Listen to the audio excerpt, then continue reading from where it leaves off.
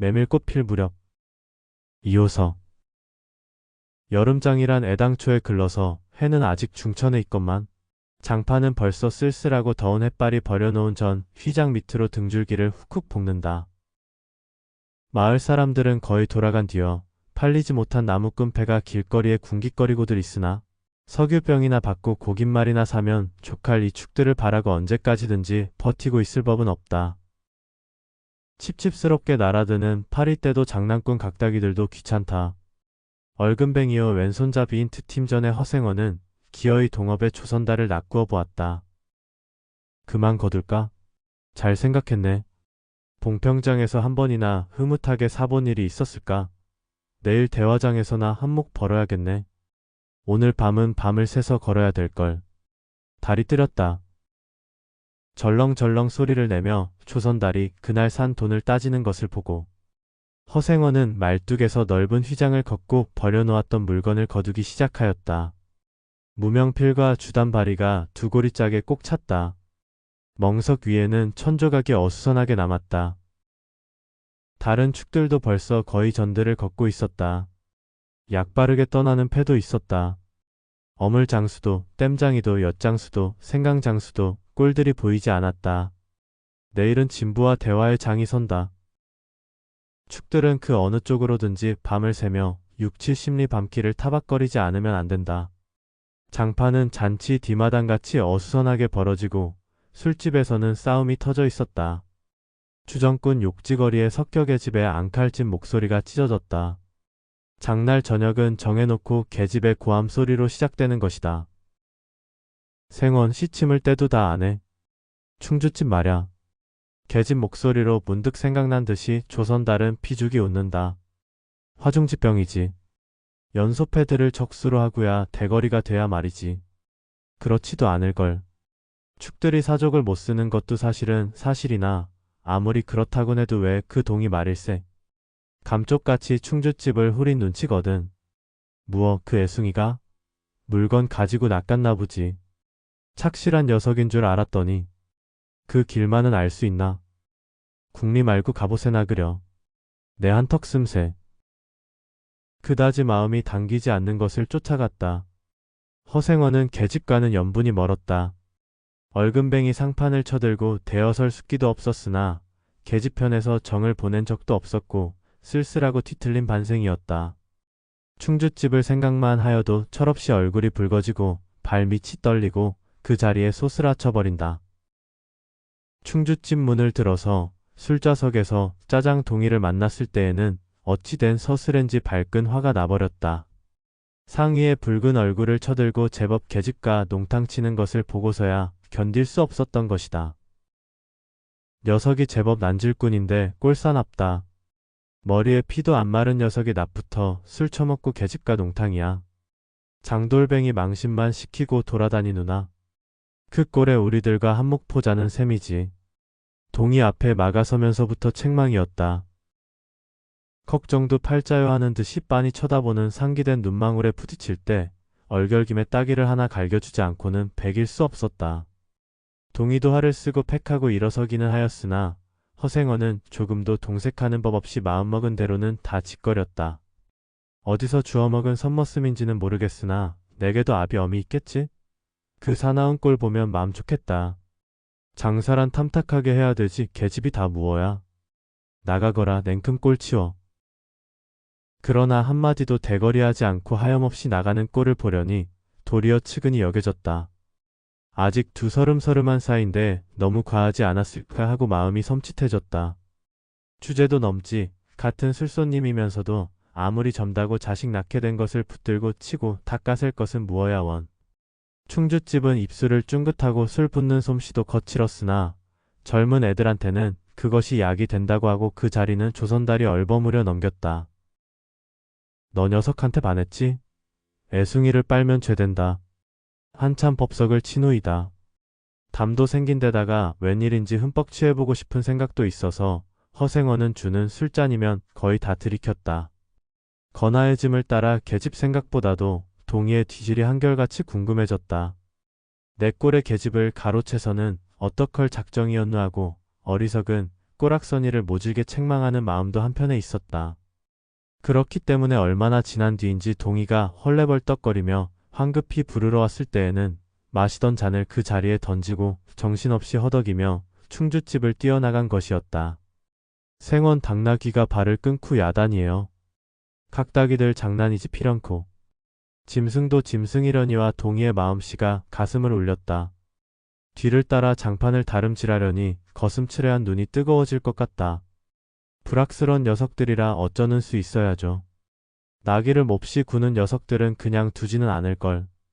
반평생을 같이 지내온 짐승이었다. 같은 주막에서 잠자고 같은 달빛에 젖으면서 장에서 장으로 걸어다니는 동안의 20년의 세월이 사람과 짐승을 함께 늙게 하였다. 까스러진 목뒤 털은 주인의 머리털과도 같이 바스러지고 개진개진 젖은 눈은 주인의 눈과 같이 눈곱을 흘렸다. 몽당비처럼 짧게 슬리운 꼬리는 파리를 쫓으려고 기껏 휘저어 보아야 벌써 다리까지는 닿지 않았다. 달아 없어진 굽을 몇 번이나 도려내고 새 철을 신겼는지 모른다. 굽은 벌써 더 자라나기는 틀렸고 달아버린 철 사이로는 피가 빼짓이 흘렀다. 냄새만 맡고도 주인을 분간하였다. 호소하는 목소리로 야단스럽게 울며 반겨한다. 어린아이를 달래듯이 목덜미를 어루만져 주니 나귀는 코를 벌름거리고 입을 투르르거렸다. 콧물이 튀었다. 허생어는 짐승 때문에 속도 무더니는 썩였다. 아이들의 장난이 심한 눈치여서 땀밴 몸뚱어리가 부들부들 떨리고 좀채 흥분이 식지 않는 모양이었다. 굴레가 벗어지고 안장도 떨어졌다. 요 몹쓸 자식들 하고 허생어는 호령을 하였으나 패들은 벌써 주랭랑을 논 뒤로 몇 남지 않은 아이들이 호령에 놀래 비슬비슬 멀어졌다. 우리들 장난이 아니오. 암놈을 보고 저 혼자 발광이지. 코 흘리게 한 녀석이 멀리서 소리를 쳤다. 고 녀석 말투가. 김첨지 당나귀가 가버리니까 온통 흙을 차고 거품을 흘리면서 미친 소같이 날뛰는걸. 꼬리 우스어 우리는 보고만 있었다오. 배를 좀 보지. 아이는 앙돌아진 투로 소리를 치며 깔깔 웃었다. 허생어는 모르는 결에 낯이 뜨거워졌다. 묻 시선을 막으려고 그는 짐승의 배 앞을 가리워 서지 않으면 안 되었다. 늙은 주제에 암샘을 내는 셈이야. 저놈의 짐승이. 아이의 웃음소리에 허생어는 주춤하면서 기어이 견딜 수 없어 채찍을 들더니 아이를 쫓았다. 쫓으려거든 쫓아보지. 왼손잡이가 사람을 때려. 줄따름에 달아나는 각다기에는 당하는 재주가 없었다. 왼손잡이는 아이 하나도 후릴 수 없다. 그만 채찍을 던졌다. 슬기도 돌아 몸이 유난스럽게 화끈거렸다. 그만 떠나세.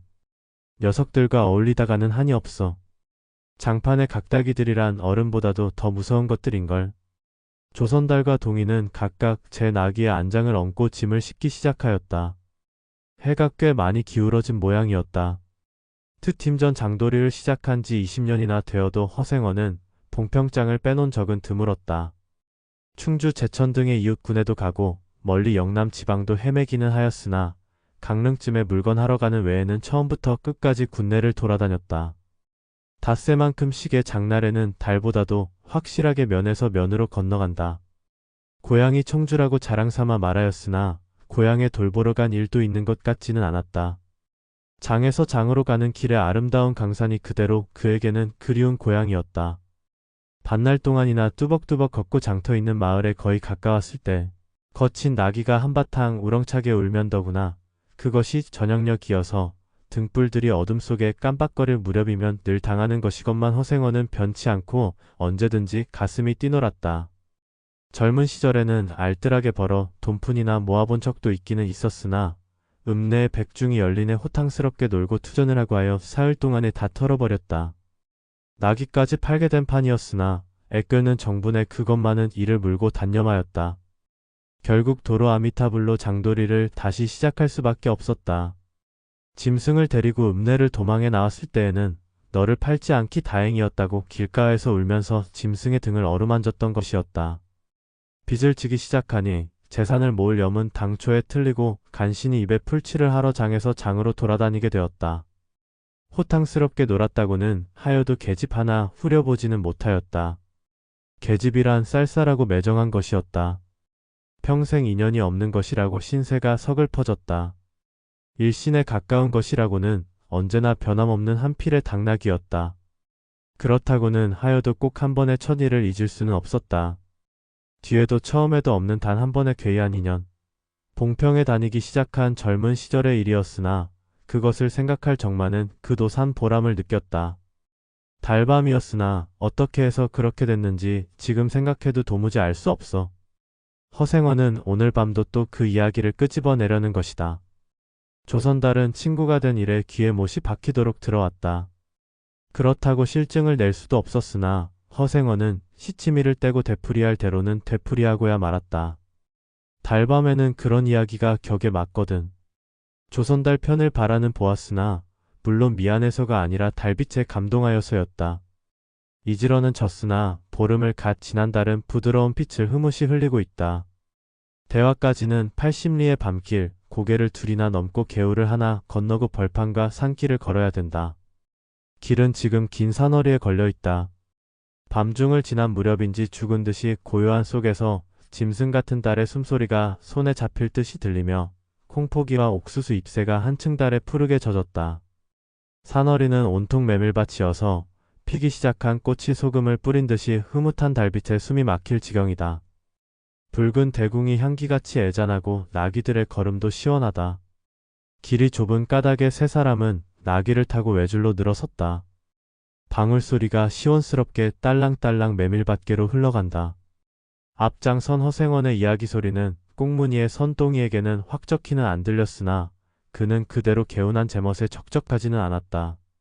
장선 꼭 이런 날 밤이었네. 객주집 토방이란 무더워서 잠이 들어야지. 밤중은 돼서 혼자 일어나 개울가에 목욕하러 나갔지. 봉평은 지금이나 그제나 마찬가지지. 보이는 곳마다 메밀밭이어서 개울가가 어디없이 하얀 꽃이야. 돌밭에 벗어도 좋을 것을 달이 너무나 밝은 까닭의 옷을 벗으러 물방 앞간으로 들어가지 않았나? 이상한 일도 많지. 거기서 난데없는 성서방네 처녀와 마주쳤단 말이네.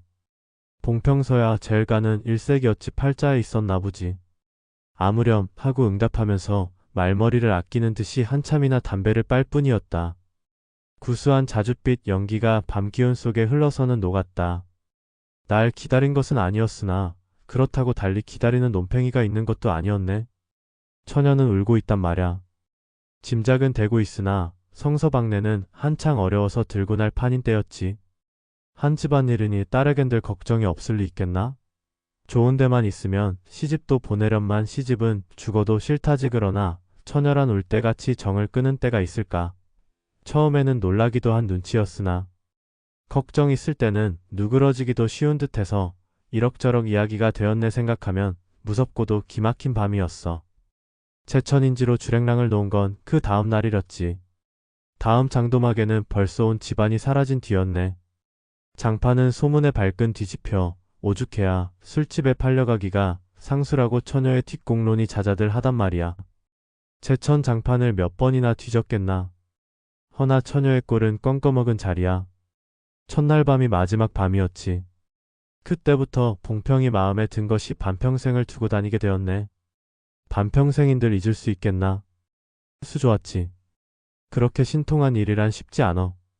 항용 못난 것 얻어 새끼 낳고 걱정 늘고 생각만 해도 진저리가 나지. 그러나 늙음아까지 장돌뱅이로 지내기도 힘드는 노릇 아닌가.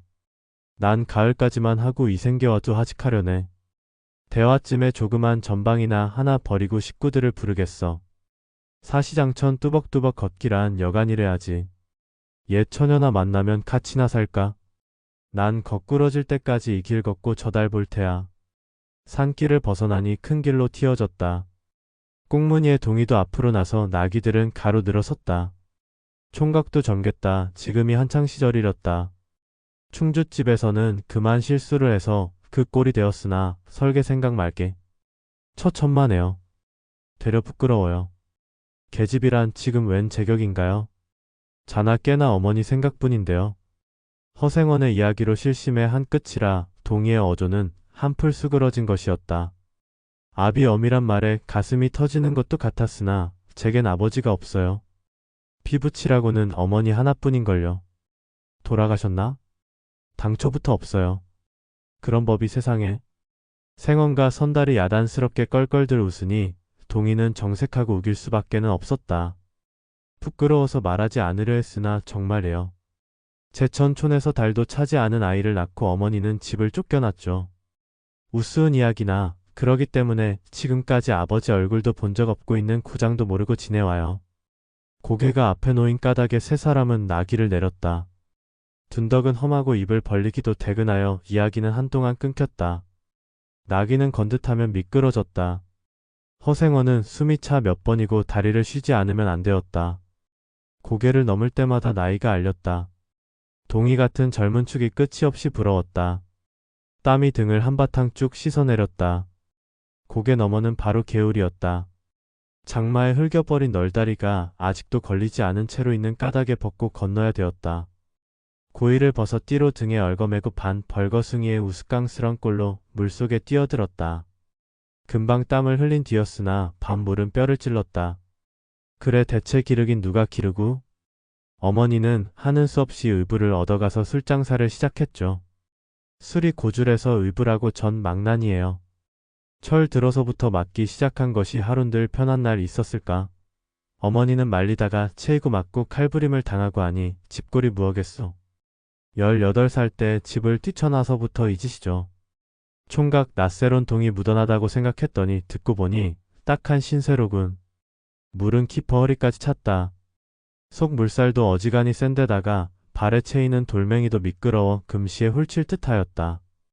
나귀와 조선달은 재빨리 거의 건넜으나 동이는 허생원을 붙드느라고 두 사람은 훨씬 떨어졌다. 모친의 친정은 원래부터 제천이었던가? 웬걸요. 시원스리 말은 안해주나 봉평이라는 것만은 들었죠.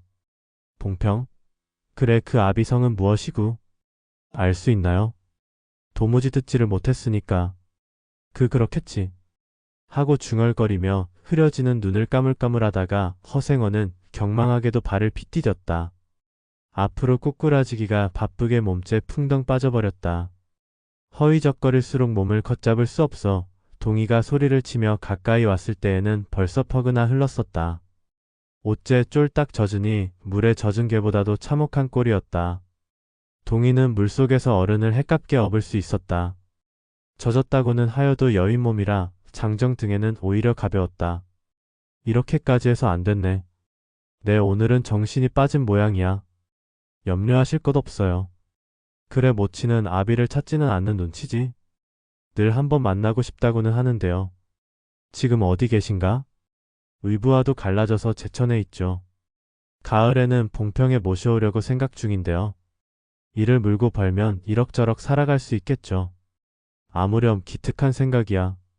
가을이랬다. 동이의 탐탁한 등허리가 뼈에 사무쳐 따뜻하다. 물을 다 건넜을 때에는 도리어 서글픈 생각에 좀 더 엎였으면도 하였다. 진종일 실수만 하니 웬일이여? 생원. 조선달은 바라보며 기어코 웃음이 터졌다. 나귀야, 나귀 생각하다 실족을 했어. 말 안 했던가? 저 꼴에 제법 새끼를 얻었단 말이지. 읍내 강릉집 피마에게 말일세. 귀를 쫑긋 세우고 달랑달랑 뛰는 것이 나귀 새끼같이 귀여운 것이 있을까? 그것 보러 나는 일부러 읍내를 도는 때가 있다네. 사람을 물에 빠치울 젠따는 대단한 나귀 새끼군. 허생원은 젖은 옷을 웬만큼 짜서 입었다. 이가 덜덜 갈리고 가슴이 떨리며 몹시도 추웠으나 마음은 알 수 없이 둥실둥실 가벼웠다. 주막까지 부지런히들 가세나. 뜰에 불을 피우고 후투시시어. 나귀에겐 더운 물을 끓여주고 내일 대화장 보고는 제천이다. 생원도 제천으로? 오래간만에 가보고 싶어. 동행하려나 동이? 나귀가 걷기 시작하였을 때 동이의 채찍은 왼손에 있었다. 오랫동안 아둑신이같이 눈이 어둡던 허생원도 요번만은 동이의 왼손잡이가 눈에 띄지 않을 수 없었다.